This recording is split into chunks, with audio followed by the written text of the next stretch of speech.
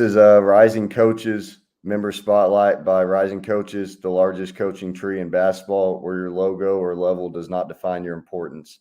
Right now, for just $8 a month, using promo code May 2023, you can become a member of Rising Coaches for more relationships, development, and opportunities at risingcoaches.com.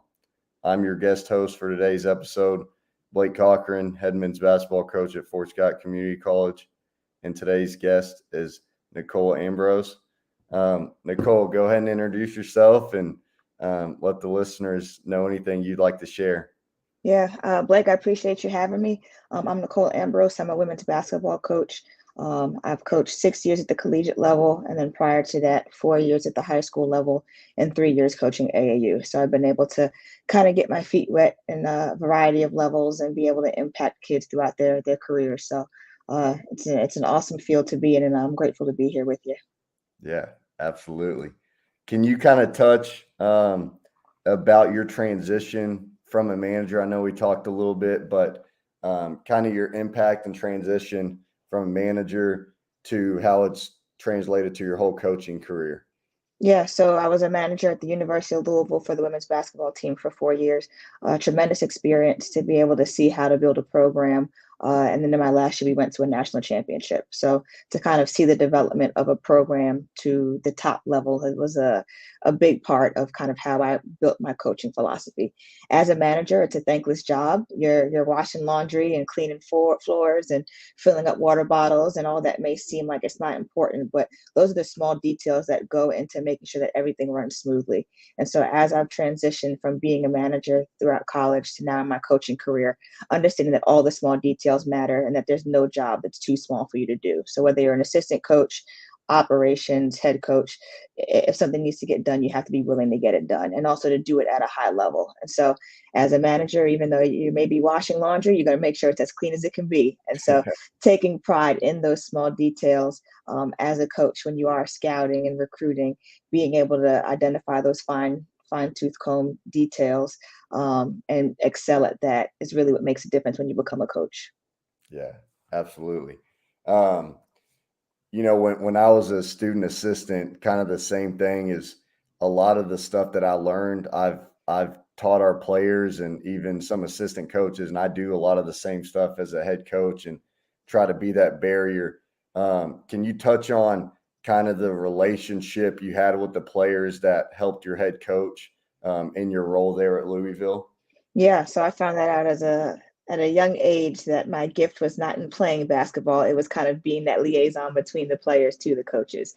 And so when you are someone in the locker room often where your players trust you and they know that you're there to help them because you are doing the small things for them, you also gain some insight that sometimes might help the coaches be able to reach the players better.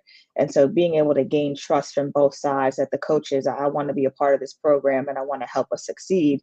Here are some things that you just might want to know about that maybe they're not feeling so great today, or expect that finals are coming up and a lot of them might be stressed. And so kind of passing along those small details to help our coaches best relay messages and information to our players, and then vice versa. Sometimes the players can get in their feelings a little bit and they feel like coach is picking on them, but hey, look, coach knows that you're capable of this, so keep working at it. As a manager, if you need me to come in and rebound for you so you can get shots up and be confident with your shot, let's go ahead and do that. So building those relationships is super important, but I think it starts with trust also. No doubt. What's your best story you have at Louisville? What's the funniest story you have from being there? Oh man, I don't know the funniest story, but it's just small things, just being on the road, traveling, rooming with players or rooming with staff. They're the small memories that you kind of make up over time, that kind of make your experience. So I don't know if there's a funniest one in particular, but I will say Coach Walls is a comedian. He's got a sense of humor to him. And so I think that also kind of helps break those barriers, that when you are in those tight situations that he can crack a joke and kind of lighten the mood to kind of get players locked in. So I think that's a cool tip I've kind of taken from him also. Yeah, definitely. So walk me through your career after Louisville. Where did the coaching? We never know where it's going to take us, Never. whether it's a year, 2 years, where it's going to take you. But what did your life look like after Louisville? Yeah, so I had gotten an opportunity to work with a small AAU program, kind of help with their operations. I did that for a bit, and then a high school assistant job opened up. So I was an assistant for the freshman team and for the varsity team. I was there at Assumption High School for 2 years in Louisville. From there, I went to another high school for a year as an assistant coach, and then I was able to be a head coach at the high school level for a year. So I kind of stayed locally within the area. I'm big on if there are opportunities where you are, go find them and go make the most of them. And so thankfully, I was able to do that in Louisville without having to kind of move around a lot early in my coaching career. And so as I kind of learned more about the high school level, I got involved with AAU, was able to start my own AAU program, had two teams that were able to compete on the Adidas Gauntlet circuit at the time. So that was a whole other whirlwind and the beast of, okay, how do I get us to Dallas and to Phoenix? And how do I make sure that we're paying these entry fees and parents are updated? So I think that experience really opened my eyes to the actual organizational aspect that goes behind making it to the floor to actually play a game. And then from there, again, Southern Indiana had an NAIA program at IU Southeast that I was able to join and be a part of. And so I was an assistant coach there for 3 years before getting to upstate. So just making the most out of the opportunities that are where you are, meeting new people, finding out new things, and then just kind of widening your breadth of experience from there. Definitely. So being a head coach, what type of offense do you guys run? Defense? Did you take a lot from where you've been learning under head coaches? What's kind of your philosophy on what you guys do? Yeah, so at the high school level, because you technically, to some extent, can't really recruit, you got to work with what you've got. So a lot of it was half court continuity offense, being able to just kind of move the ball, get great shots, and kind of just match what we could do with the skill set and IQ that we had.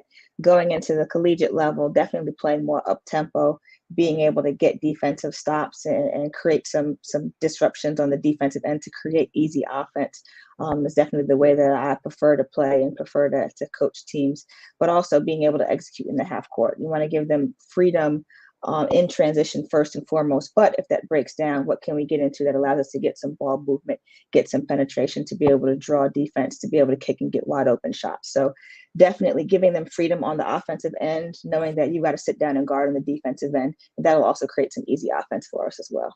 Yeah, definitely. I understand that 100% because at the junior college level, if I do not have all of our players touch the basketball, I've got some very frustrated guys. Yeah, So we get out and run, and we have a motion offense that almost everyone touches the ball, and nice. it keeps everybody happy, at least the ones that are playing. So I think that's really important. It doesn't matter what level you're at. At the end of the day, players want to score. Players want to have the basketball in their hand at some point. So it all is relatable for sure. So what are some of your favorite drills, maybe that you've learned, or maybe some stuff that you've done at where you're at? Favorite drills, I think anything to kind of get them shooting under fatigue. So there's a infamous drill now. It's called card shooting, but basically you kind of weave down, get a layup, you get two shots, and you come back down, and then you're going. We do it for 5 minutes, and so we have a set goal that they're trying to hit. And so it can be devastating when you're 1 or 2 points off that goal, and you think about those couple layups that you missed.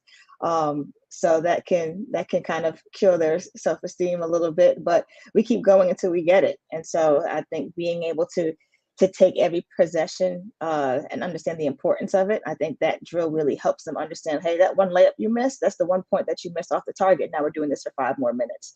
And also getting them to stay engaged. I mean, they're up and down for the full five. So can you still be a great teammate on the sideline? Can you still clap? Can you still communicate as you are the ones in the drill? Are you calling for the outlet? Are you calling for the ball as you're running down the floor? So I think it hits on a lot of different points. It's definitely not a player favorite, but I think the lessons that they learn from it mean a lot going forward. So that's probably one of the most infamous drills that I've taken from Louisville and then into my coaching career. Definitely. What about defensively? I know we love doing stuff that's extremely hard defensively, but I know you've got a good one that you've learned from somewhere, one that you've made up that you like?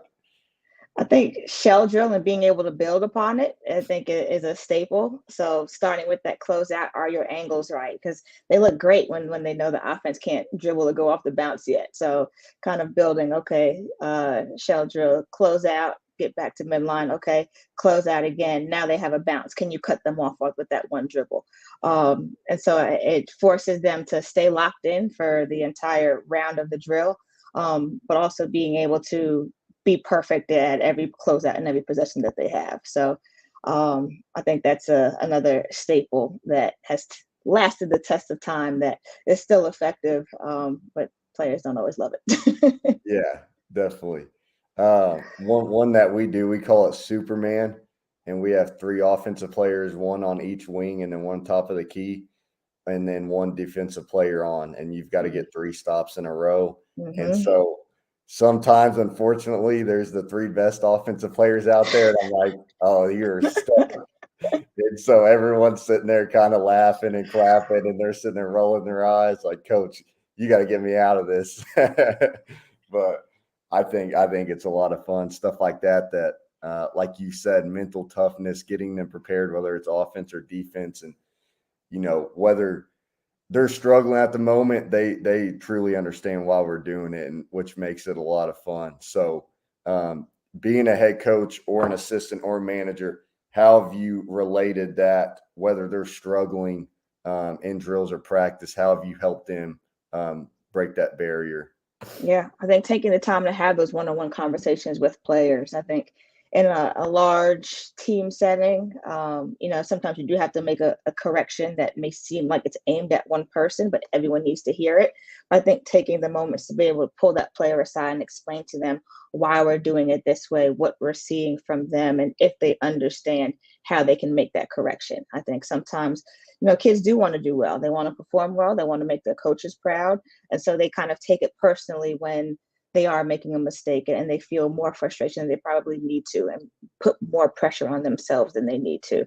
So having that relationship already built on the back end, that when we get into practice and they are struggling in a certain area, that I can pull them to the side and say, hey, look, I know you're really trying to keep her in front of you, but maybe give yourself a little bit more space, anticipate which direction she's going to go and be able to cut her off.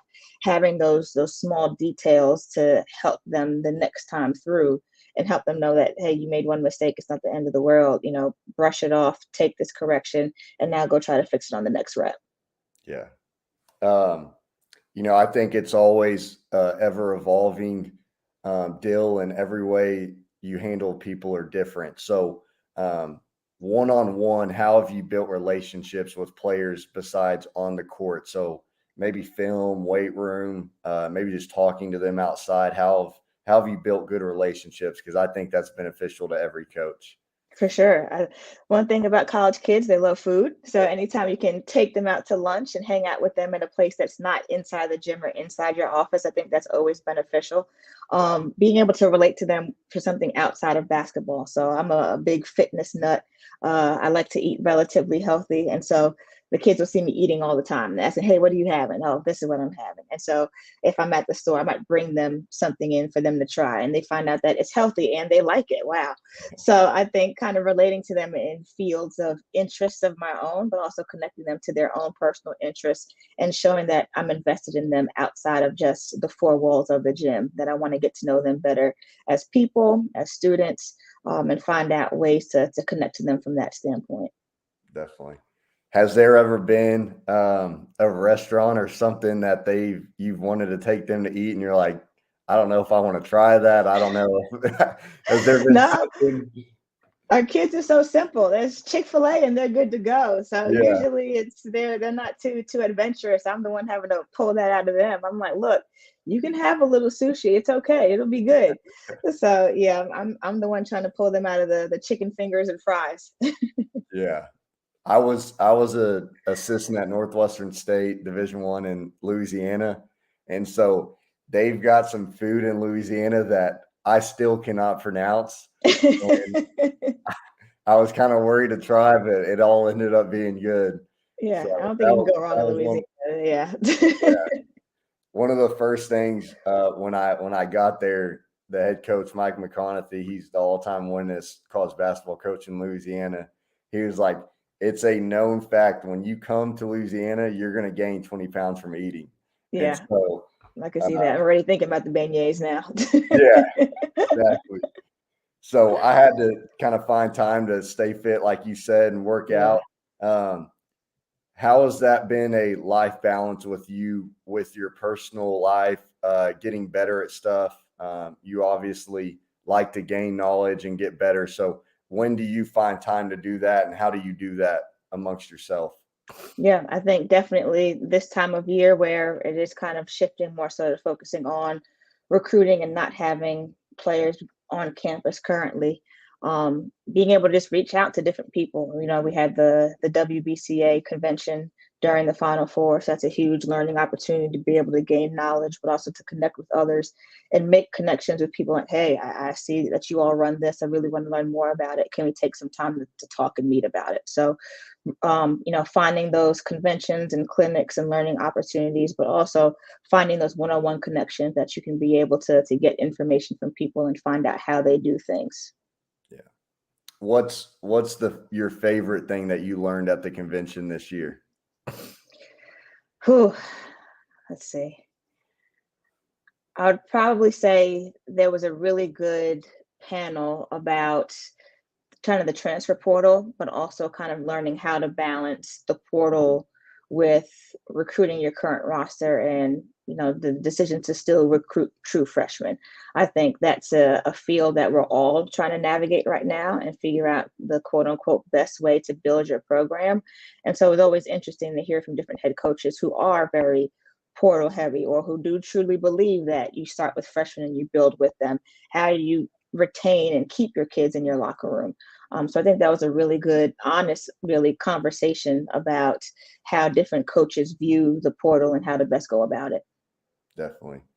I definitely agree with recruiting your players. We had two freshmen that got invited to the JA48, which is the all-star game for freshmen. And so Nice. I spent more time recruiting those two guys coming Yeah. back than Yeah. some of the players I wanted coming in because, they are getting other opportunities and stuff like that. But at the end of the day, like you said, building those one-on-one relationships, Hmm. they truly know if you care about them, and just know that you have their best interest at heart. So I think that's really important when you have players there building relationships while coaching them hard.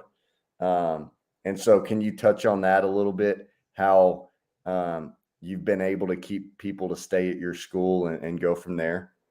Yeah, it's definitely that one-on-one time, but also being consistent with it. So I think at the beginning of the year, we're all excited to be back. We can't wait to start workouts. Everyone loves being around each other. And then 2 months in, it's like, okay, we're getting tired of each other already. So being consistent with that one-on-one time that you're spending with your players outside of basketball. And sometimes those kids want to be on the court, but okay, instead of it being a small group session or only working together during practices, you want to come in and shoot for a little bit, I'll come rebound for you. And then we'll just talk a little bit while also improving your skill set. So finding out what your players need from you from a support standpoint. Sometimes they don't want you hanging out with them all the time, but they just want a little weekly check-in or writing them a little note to say, hey, I heard you had a test today. Good luck. Let me know how it goes. And so finding ways to continue to connect with your kids one-on-one throughout the year and not just really when it's most convenient, usually when things are a little bit quieter. Definitely.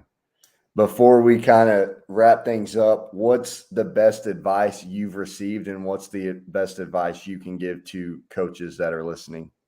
I think definitely be where your feet are. I think there are so many opportunities in this industry that we all want to pursue and kind of reach the highest level. But what impact are you making where you are? How are you touching not only the people in your locker room, but the people throughout your athletic department and throughout campus? What kind of impact can you have where you are? And I think when you really focus on that, you find that it's more than just the status or the title or where you are. It's more about the people where you are.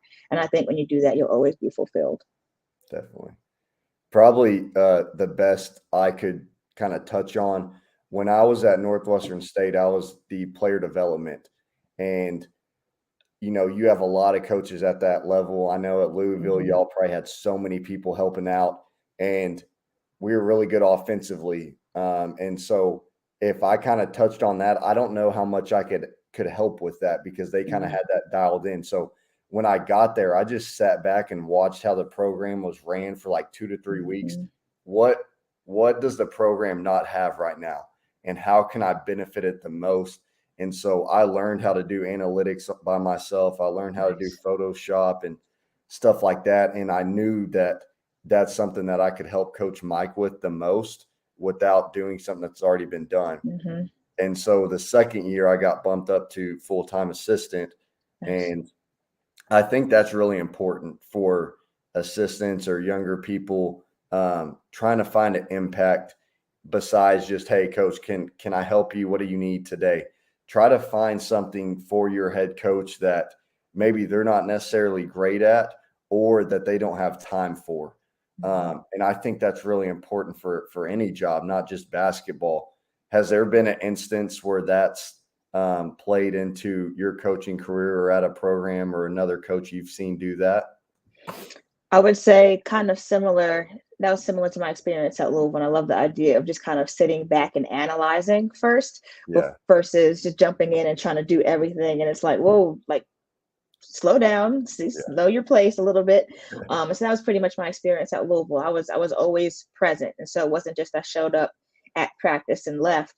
I would go in early, see if the players needed anything. I would see if the coaches needed anything. And the more that you are present and available, people are going to trust you to be able to do more things. And so I was able to help a little bit with our video coordinator. I was able to help a lot with recruiting. And so just being present and available and willing to learn, no matter what your role is, will allow you to have some responsibilities and be able to move up. So I love that aspect. yeah, for sure. Is there anything else you want to add before we end this, and anything you want to tell the listeners? Anything at all?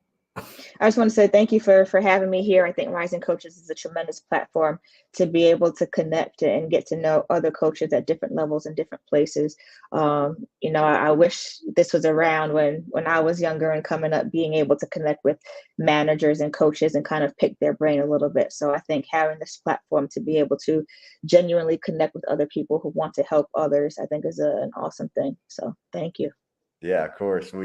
We both and all agree that this platform has been amazing. And if anybody can spread the word, and or if you enjoyed watching this, please share this.